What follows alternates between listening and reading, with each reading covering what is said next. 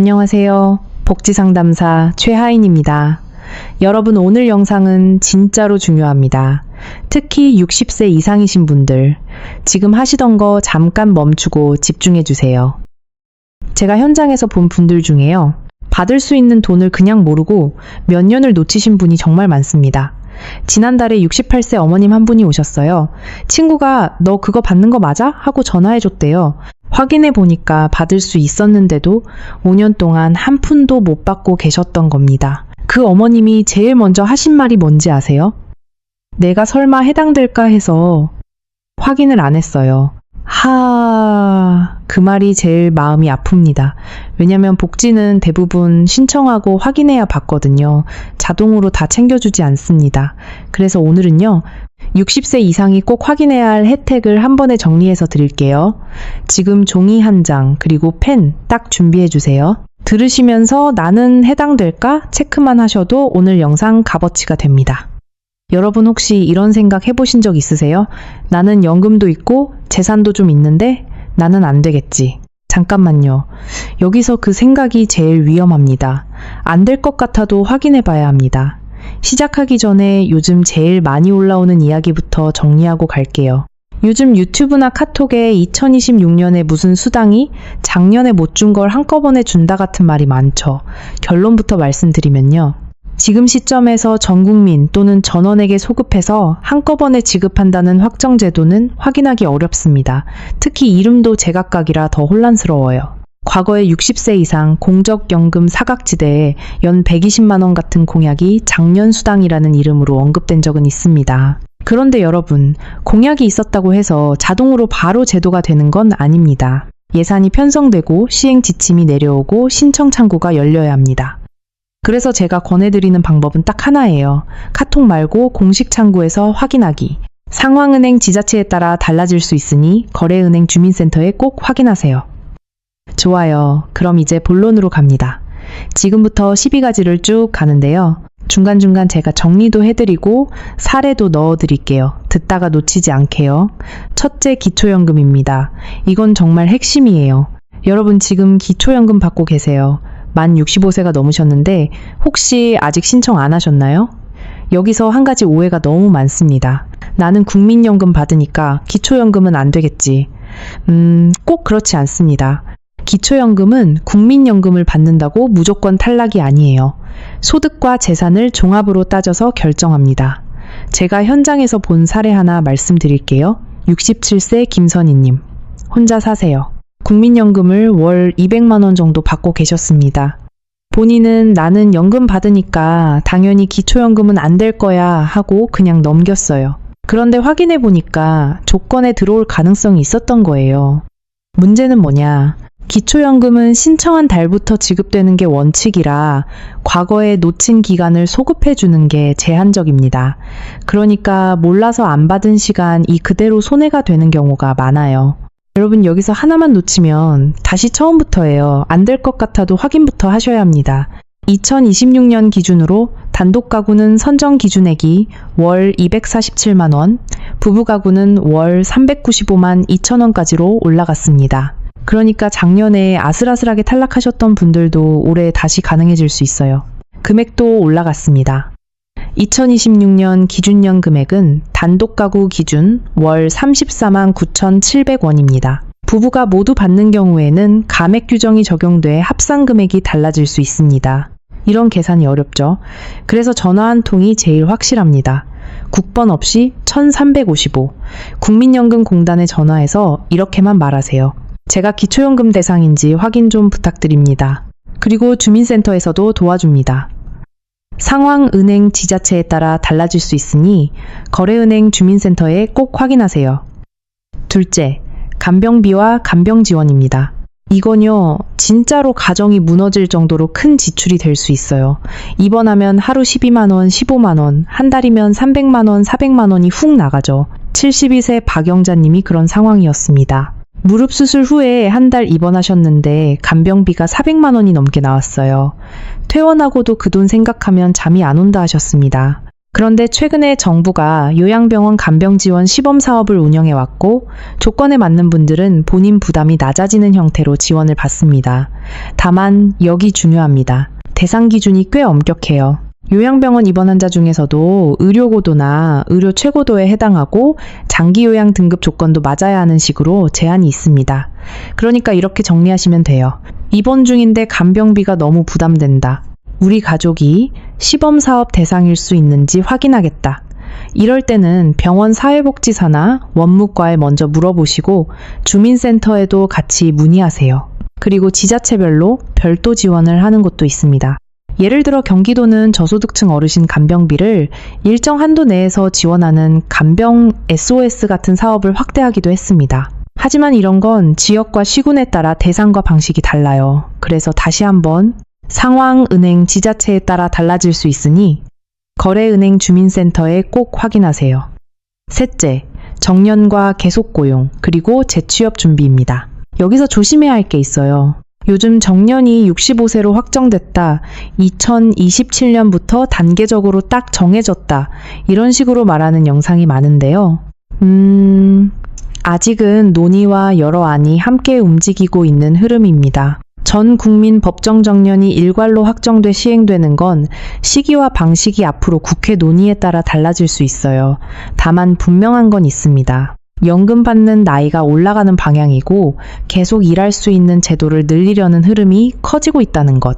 그래서 여러분이 지금 당장 할 수 있는 준비는 뭐냐? 첫째는 퇴직 전에 회사와 계속 고용이나 재고용 제도를 확인하는 겁니다. 둘째는 60세 이후에도 가능한 일자리 정보를 미리 확보해 두는 겁니다. 특히 50대, 60대 초반이신 분들, 나는 아직 괜찮아 라고 넘기면 막상 그때 가서 선택지가 줄어듭니다. 여러분 혹시 이런 적 있으세요? 퇴직하고 나서 미리 알아볼 걸 하고 후회하는 거요. 정리하면 딱 두 가지입니다. 회사 제도 확인, 그리고 지역 일자리 창구 확보. 넷째, 경로우대 교통카드입니다. 이거요, 나중에 만들지 하다가 돈이 새는 대표 케이스입니다. 김강식님 사례가 딱 그랬어요. 평소엔 차만 타시니까 지하철 탈 일이 없다고 생각하셨죠. 그런데 허리 통증이 생겨 병원 물리치료를 다니게 됐습니다. 집에서 병원까지 지하철로 몇 정거장인데도 그냥 차로만 다니셨어요. 주차비 기름값 몇 달 지나 계산해보니 수십만 원이 빠져나갔습니다. 그때서야 교통카드 만들 걸 하신 거예요. 도시철도 무임승차는 지자체와 카드 종류에 따라 다릅니다. 서울 같은 경우는 주민센터에서 단순 무임 카드를 발급받는 방식도 있고 제휴카드사 카드로 발급되는 형태도 있어요. 그리고 만 65세 생신 2달 전부터 사전 신청이 가능한 경우도 있습니다. 여기서 중요한 포인트, 버스까지 무임인지 지하철만 무임인지 지역마다 다릅니다. 후불형이 편할 수도 있고 선불형이 편할 수도 있어요. 본인 생활 패턴에 맞춰 고르시면 됩니다. 그러니까 이 말만 기억하세요. 만 65세 전후에는 교통카드부터 미리 준비한다. 상황은행 지자체에 따라 달라질 수 있으니 거래은행 주민센터에 꼭 확인하세요. 다섯째, 노인 일자리입니다. 이건 돈도 돈인데 생활의 리듬이 생겨요. 에이, 나이 들어서 무슨 일을 해. 이렇게 말하시는 분들 정말 많습니다. 그런데 68세 김영숙님은요, 처음엔 똑같이 말하셨어요.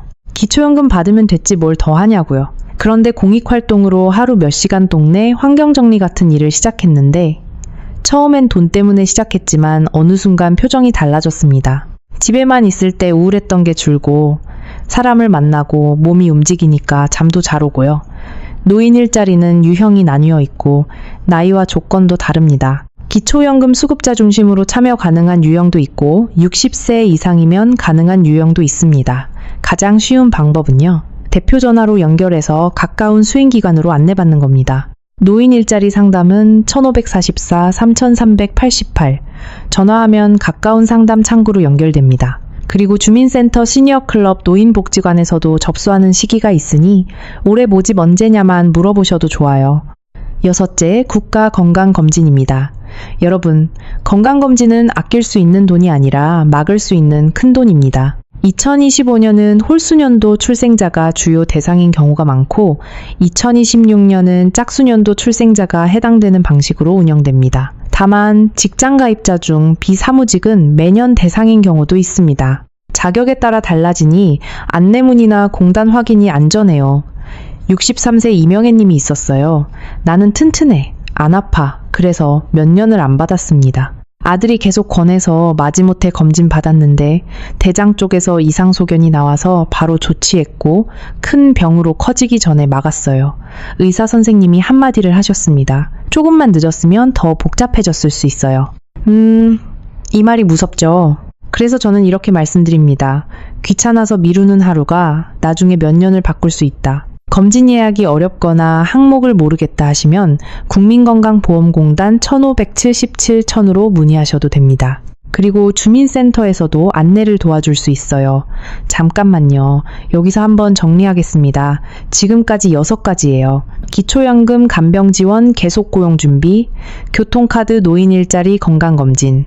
여러분 여기까지 몇 개 체크하셨어요? 하나라도 체크가 됐다면 오늘 영상이 벌써 도움이 된 겁니다. 좋아요. 이제 남은 6가지도 바로 갑니다. 7째 치과 임플란트와 틀니 건강보험 혜택입니다. 이건 몰라서 못하는 대표입니다. 70세 송기철 님이요. 이가 빠졌는데도 계속 참고 사셨어요. 임플란트 비싸잖아. 그래서 미루고 더 미루고 그러다가 음식 씹는 게 힘들어지고 소화도 안 되고 표정도 어두워졌습니다. 치과 갔더니 의사 선생님이 말합니다. 어르신만 65세 이상이면 건강보험 적용이 됩니다. 임플란트는 조건에 따라 본인 부담률이 적용되고 평생 인정 개수도 정해져 있습니다. 틀니도 본인 부담이 낮아지는 구조가 있고요. 여기서 제가 꼭 드리고 싶은 말. 치아는 단순히 치과비가 아닙니다. 식사가 무너지면 건강이 무너집니다. 건강이 무너지면 병원비가 커집니다. 그러니까 치아 불편하시면 비용부터 겁먹지 마시고 상담부터 받으세요. 생각보다 부담이 줄어드는 경우가 있습니다. 8째, 독감과 폐렴구균 예방접종입니다. 여러분 예방은 진짜로 돈을 아낍니다. 한명자님 사례요. 나는 감기 잘 안 걸려. 그래서 안 맞으셨는데 겨울에 독감 걸리고 병원 여러 번 오가고 약값과 진료비가 쌓였습니다. 독감은 매년, 폐렴구균은 해당 연령 기준으로 1회 접종이 기본인 형태가 많습니다.